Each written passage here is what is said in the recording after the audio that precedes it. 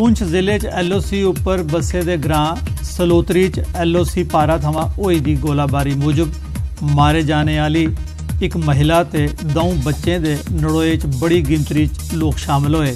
8 बरें दी रुबीना कौसर, 6 बरें दा फैजान ते उंदी 32 बरें दी मां शबनम अख्तर गी लोकें अथरू भरोची अखीं कन्नै अंतिम विदाई दित्ती। ਜਿਹੜੇ ਬੈਂਕਰ ਸ਼ੈਂਕਰ ਇਹਨਾਂ ਲੋਕਾਂ ਨੂੰ ਦਿੱਤੇ ਗਏ ਹਨ, ਕੋਈ ਬੈਂਕਰ ਆਏ ਨੇ ਉਹ ਸੋਚ ਰਹੀ ਅੱਗੇ ਕੋਈ ਅਜੇ ਤੱਕ ਉਹ ਨਹੀਂ ਬਣੇ ਤੇ ਬਾਕੀ ਜਿਹੜੇ ਬੈਂਕਰ ਨੇ ਆਰ ਬੰਦੇ 2-4 ਕੁੰਬੇ ਜਾਂ 2-4 ਘਰਾਂ ਹੀ ਇੱਕ ਜਗ੍ਹਾ ਦਿੱਤਾ ਜਾਏ ਇੱਕ ਬੈਂਕਰ ਉਹਨਾਂ ਲੋਕਾਂ ਨੂੰ ਆਪੂ ਦਿੱਤਾ ਜਾਏ ਆਪੂ ਬਣਾਉਣ। ठेकेदारी वाला सिस्टम जो है कि वो ठेकेदार उतना मजबूत नहीं बना ले जितना आपको लोग बनाते हैं अपनी दिलचस्पी नाल। मैं पाकिस्तान की चेतावनी देना चाह रहा कि पाकिस्तान अगर तू उन्हीं तेरी अकल ना आई उन्हीं तू बाज ना है तेरा नामो निशान जरा वो मिट्टी जैसी और दुनिया तेरा ना लेने वाला कोई नहीं होगा। अज जो हालात हैं अज पाकिस्तान जरा दुनिया चू एक पासे दफा हुई है पर फिर इसी शर्म जी है कोई शर्म नहीं इसी क्या होया नहीं। मैं कहना कि पाकिस्तान की शर्म आनी चाहिए ये जो कोई पाकिस्तान। प्रदेश बीजेपी आसिया सांबा जिले की विजयपुर संकल्प रैली वाला लेखा सरोर अड्डा बड़ी ब्रह्मना थमां बन्ने के इलाके पेठा बाइक रैली कड्ढी गई। रैली तरोर, राया, बगूना, सलमेरी, विजयपुर, रामगढ़, नंदपुर थमां लंघी। रैली की MLC विक्रम रंधावा ने झंडी दस्सिए रवाना किया। बीजेपी आसिया RS-पुरा संकल्प रैली का आयोजन किया गया। इस दे तहत नौजवाने सुचेतगढ़, RS-पुरा ते मीरा साहब विच एक बाइक रैली कड्ढी। रैली च बड़ी गिनतरी च नौजवाने हिस्सा लेता।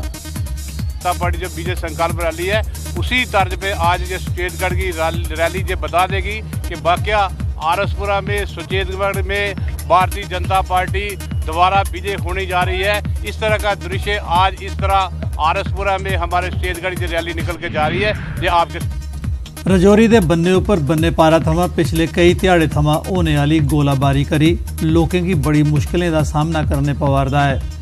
लोकें दा घरा थमां बाहर निकलना कठिन होई गेदा है। लोकें सरकार शा मांग की है जे उनकी सुरक्षा लई बंकर बनाए जान।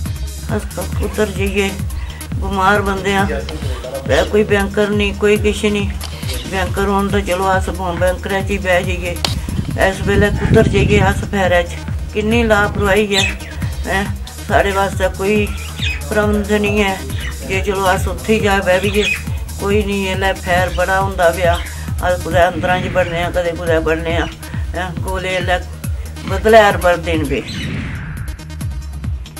बलोल नाले उपर बने दे 2 पुलें चा एक पुल गी 3 बरे पहले रिपेयर करने लई बंद किया गया हा।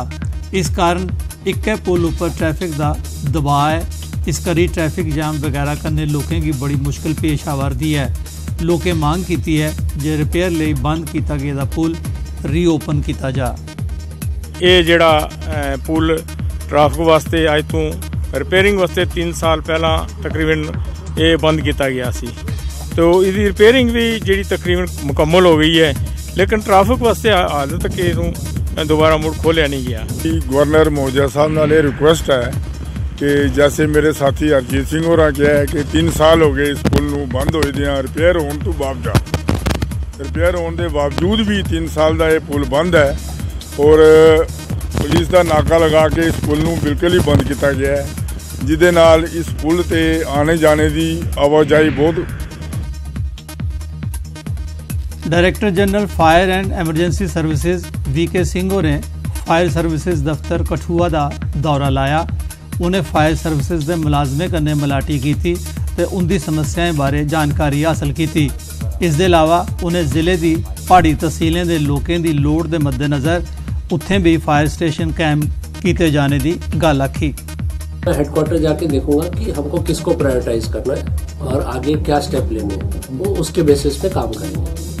एडमिनिस्ट्रेशन का काम है उनकी जिम्मेदारी है।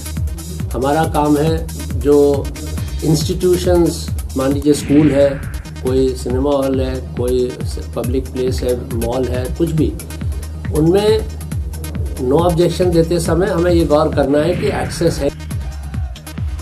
भारतीय वायु सेना के विंग कमांडर अभिनंदन हुंदी पाकिस्तान थमां वापसी की लिए भारतीय जनता युवा मोर्चा ते BJP उधमपुर के नौजवान कार्यकर्ताएं भारी बरखा के बावजूद मोटरसाइकिल रैली कड्ढी।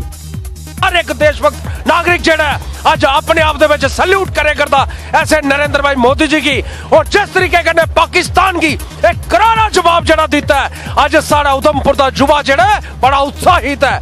अज इन्नी बरखा बरदे भी सारे कार्यकर्ता पूरा मन बनाया कि सारी जड़ी मोटर बाइक रैली रुकनी नहीं, असें पूरे उत्साह और पूरे जोश कन्नै भारत माता दी जय दे नारे लगांदे इस रैली की सफल रैली। पुंछ जिले की मंडी तहसील LOC उपर तैनात BSF की 127वीं बटालियन ने अपना स्थापना दिवस मनाया। इस मौके BSF के जवाने एक रंगारंग कार्यक्रम प्रस्तुत किया। BSF के अफसरें सख्त हालात ड्यूटी निभाने ताई जवाने की सराहना की। कार्यक्रम की अध्यक्षता बटालियन के कमांडेंट गजराज सिंह होरें की।